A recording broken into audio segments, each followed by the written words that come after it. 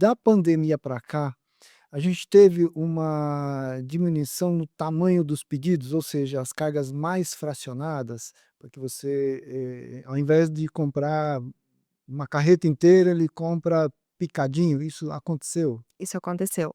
Acho que muito, pelo custo do capital e, né, eu não vou comprar um lote grande que vai me cobrir 90 dias, eu vou comprar ele com mais frequência, só que menor.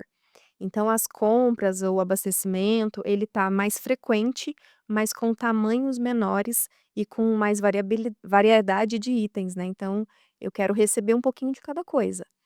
E não lotes enormes, porque a gente tem risco de perda, risco de daquilo não ser consumido. Então, a tendência é você comprar o mais próximo da sua venda, tanto em prazo quanto em quantidade. E aí eu quero receber agora toda semana, e não uma vez por mês. E aí eu recebo um pouquinho toda semana. Porque se não vender, eu não tenho prejuízo. Se vender, na outra semana eu sei que vai chegar. Então a tendência é aumentar a frequência e reduzir o volume.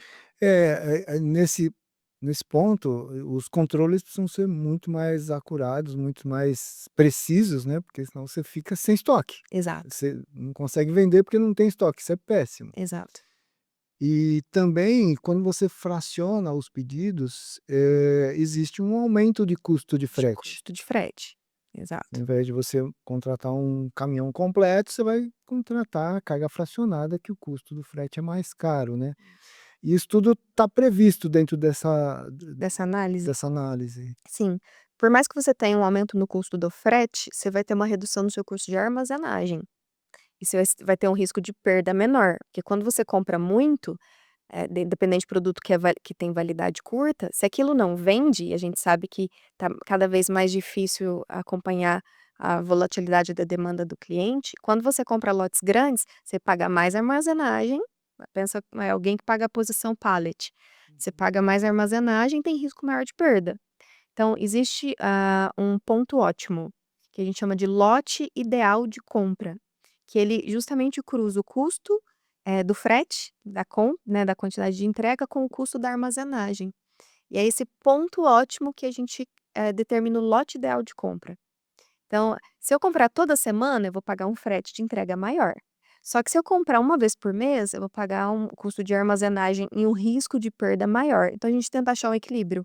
Tem, né, na metodologia um cálculo que a gente chama de lote ideal de compra, que faz justamente esse equilíbrio E entre isso os dois. é pela empresa ou é por unidade de negócios, CDs, como é que é essa É distribuição? por CD, por Você local de armazenagem, porque cada local vai ter um custo de frete, vai ter um custo de armazenagem diferente, né, se é um armazém meu, se é um armazém que eu alugo, então é o custo da entrega versus o custo da armazenagem e até o risco, de você perder, né, e o custo do capital, que antes as pessoas compravam lotes grandes para ficar ali 90 dias, 60 dias. Então eu tô pegando meu dinheiro, tô antecipando em estoque para ficar 60 dias parado. Não, eu prefiro desembolsar de pouquinho em pouquinho e pagar um frete um pouco maior. Então essa é a tendência. 15% ao ano, né, você não pode investir. Imagina você, uma empresa com 50 milhões de estoque no ano, um custo de capital ali de 15, mais um custo de armazenagem de 4, ela chega a 20% de custo para manter aquele estoque. Tô falando de 10 milhões a mais só para manter o estoque.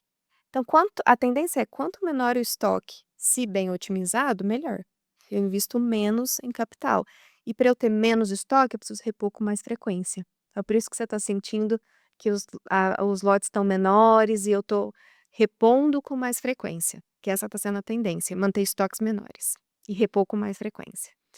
Bacana, legal, essa é uma dúvida de todo mundo, né, a pessoa: "Puxa, eu compro mais, eu melhor É, eu gastar mais frete ou gastar mais estoque?" Então, existe o tamanho ideal. Tem como a gente qual calcular o ponto ideal de compra. Ah, vou comprar de 100 em 100 ou de 10 em 10? Talvez nenhum nem outro. O seu ponto ideal seja 50. Tem como a gente calcular o lote ideal de compra. até o lote ideal de venda, O né, lote porque você vai vender uma caixa completa ou vai vender no varejo? varejo. É, aí vai mais da estratégia da empresa e do que o cliente quer comprar, né? Muitas vezes O mercado é quem dita o ritmo. Eu quero vender de caixa fechada, mas meu cliente quer comprar de 10 em 10, eu preciso achar um meio termo ali.